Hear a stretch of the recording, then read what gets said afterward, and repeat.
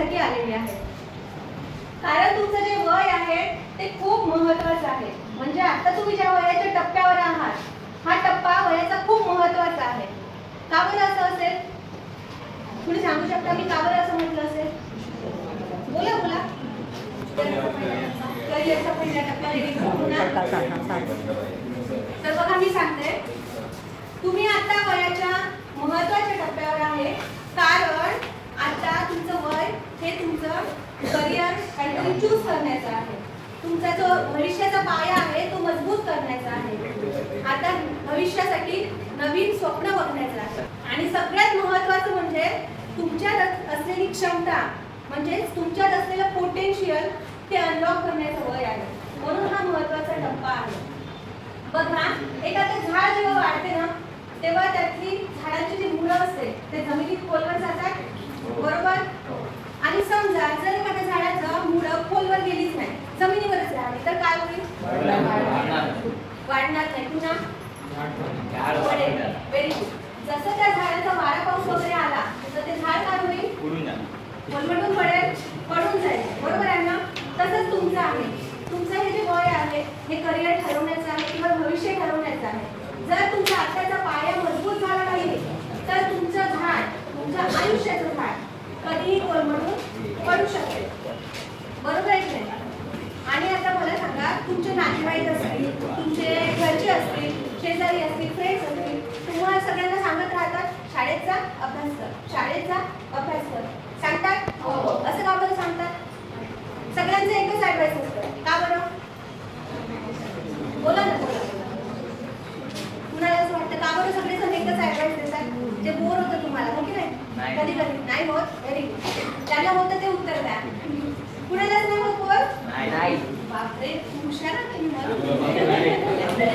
खूप चांगली गोष्ट आहे, बोर नाही होत. तर बघा, सगळे तुम्हाला ऍडवाइस का देतात असं? कारण आपण आत्ताच्या जगामध्ये आहोत ना, या जगामध्ये हे तुम्ही आता फक्त शाळेतलं जग बघता, बाहेरचं जग. तर त्या जगामध्ये प्रॉब्लेम्स आणि अपॉर्च्युनिटी म्हणजे संधी तेवढ्याच आहे, पण त्या संधीला आपल्याला ग्रास पकडायसाठी काहीतरी प्रॉब्लेम्स आपल्याला फेस करावं लागतं, हो की नाही? मग हे प्रॉब्लेम फेस करताना आपला जर पाया मजबूत असेल तर आपण ते प्रॉब्लेम फेस करू आणि अपॉर्च्युनिटी पकडून घेऊ. म्हणजे जे लोक पटकन अपॉर्च्युनिटी पकडतात ते लवकर सक्सेसफुल होतात, हो की नाही? पैसा कमवतात, फेम कमवतात, श्रीमंत होतात. त्यांना प्रॉब्लेम फेस करून त्यांना अपॉर्च्युनिटी जास्त करतात ते. म्हणून आता जसं तुम्ही शाळेत येता, तर शाळेत येताना शाळेचा तुमचा वेळ ठरवलेला आहे की कधी पण तुम्ही शाळेत सुटल्यावर येता का? कोणी नाही ना. शाळेचा वेळ का बरं ठरवलेला असेल? काय म्हणते बेटा? बोल बोल. तुमचा शाळेचा वेळ ठरवलेला आहे कारण आपल्याला वेळेचं महत्त्व कळलं पाहिजे म्हणून. नाहीतर कुणी कधी आलं असतं, हो की नाही? म्हणून वेळेचं महत्त्व कळावं म्हणून तुम्हाला तो वेळ फिक्स केलेली आहे. मग शाळेत जेव्हा तुम्ही येता तेव्हा लाईन मध्ये लागता ना, की बस असेच उभे राहता कुठे कशी केअर करता आणि लाईन मध्ये क्लासमध्ये येता? तसं का बरं ठेवलं असेल? Very good. तर तुम्हाला एक शिस्त लागावं म्हणून ती तशी प्रोसिजर आहे की लाईन मध्ये उभं राहायचं, लाईन मध्येच क्लासमध्ये जायचं, बरोबर आहे? आणि मग जेव्हा तुम्ही क्लासमध्ये बसता, टीचर तुम्हाला शिकवते, तर टीचर तुम्हाला रोज होमवर्क देतात ना? कशासाठी देत असेल? धरून धरून आलं पाहिजे पुन्हा, सवय झाली पाहिजे. हे बघा, तुम्हाला होमवर्क याच्यासाठी दिलं जाते. आज होमवर्क दिला, आजचा अभ्यास झाला, उद्या होमवर्क दिला, उद्याचा अभ्यास झाला. मग तुम्हाला शेवटीला एकदम काय करावं लागतं एक्झामला? फक्त रिव्हिजन. म्हणून ही गोष्ट कशासाठी आपण काय कशासाठी शिकवली जाते? तुम्हाला कन्सिस्टन्सी. एखादा तर तुम्ही मोठे व्हाल, तुम्हाला इंजिनियर, डॉक्टर जे काय व्हायचं असेल, तर तुमच्या त्या कामात किंवा कार्यामध्ये कन्सिस्टन्सी म्हणजे नियमितपणा पाहिजे. नाहीतर आज शिकलो आणि उद्या विसरलो असं चालेल का? तुम्ही सगळ्यांनी कासव आणि याची कशाची गोष्ट आहे ती सगळ्यांनाच माहिती आहे, हे बरोबर लक्षात आलं? तर बघा, जो कासव आहे तो काय करते? शर्यत. कासव त्याची शर्यत लागलेली असते. कासव काय करतो? कसा पडतो? खूप स्लोली. आणि ससा त्याला ते आता मी शर्यत जिंकणार म्हणून तो असा जोरात धावतो, सुरुवात करतो. पण त्याला जेव्हा जाणवते की कासव हळूहळू येत आहे, मग तो पण काय करतो, एका झाडामध्ये बसून आराम करतो. मग पण तो कासव काय करतो, आपली स्पीड जी काही असेल देवाने त्याला दिलेली कंटिन्युअस चालत जातो आणि शेवटी कोण जिंकते, कासव. पण कासवची तर स्पीड कमी होती, पण काय होतं, कन्सिस्टन्सी म्हणजे नियमितपणा होता. ही गोष्ट आपल्याला शाळेतून शिकायला मिळते. आणि आता जसं तुम्हाला होमवर्क तर देतात, तुम्ही रोज अभ्यास करता, पण आता जशी तुमची एक्झाम असेल ना, आता कोणती टेस्ट, सराव परीक्षा म्हणजे युनिट टेस्ट आहे की नाही. मग आता जसं तुम्ही शाळेत आले, शाळेत रोज शिकवता, डायरेक्ट पेपर घेऊन तुम्हाला मोकळं का बरं नाही करत, कशाला सराव, नंतर मग फर्स्ट टर्म असं का बरं ठेवत असेल.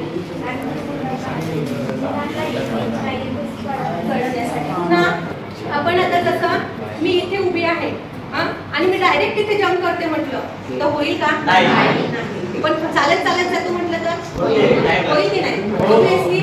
म्हणूनच आपण कुठेही जम्प घेतो म्हटलं किंवा अभ्यास करतो म्हटलं तर आपल्याला हळूहळू जावं लागतं, थोडासा अभ्यास करत जावं लागतं. म्हणून एकदम जम्प घेऊन पडण्यापेक्षा हळूहळू तुमची आधी सराव घेतली जाते आणि नंतर एक्झाम फायनल घेतली जाते.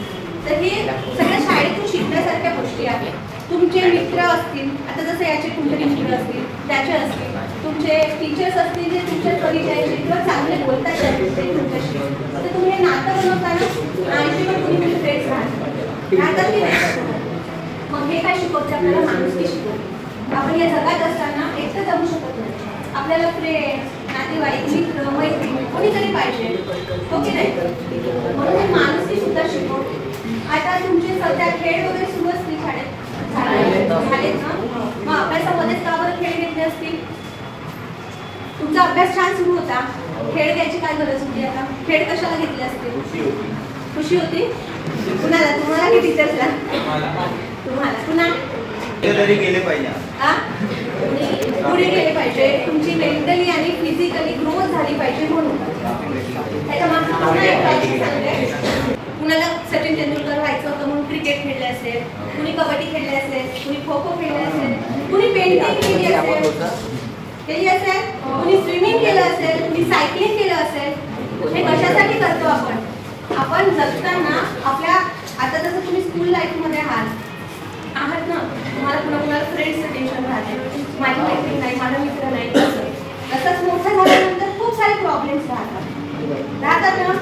मग त्या प्रॉब्लेम्स मध्ये ना आपलं एक अशी मेंटली थोडंसं डोक्याला शांतता राहावी. जसं आपण झोपतो ना दिवसभर काम केल्यानंतर, दिवसभर थकतो म्हणून रात्री झोपतो, तसंच आपल्या मेंदूला सुद्धा झोपेची गरज म्हणजे आरामाची गरज आहे. तर हा आराम म्हणजे काय होते, आपली हॉबी असते. आत्ता जी तुमच्यात हॉबी आहे ती तुम्ही आयुष्यभर तशीच ठेवली पाहिजे. कारण सांगते, जसं तुम्ही मोठे होता तसे प्रॉब्लेम्स येते, कुटुंब वाढते, सगळे प्रॉब्लेम्स येतात, टेन्शन वाढते आपलं.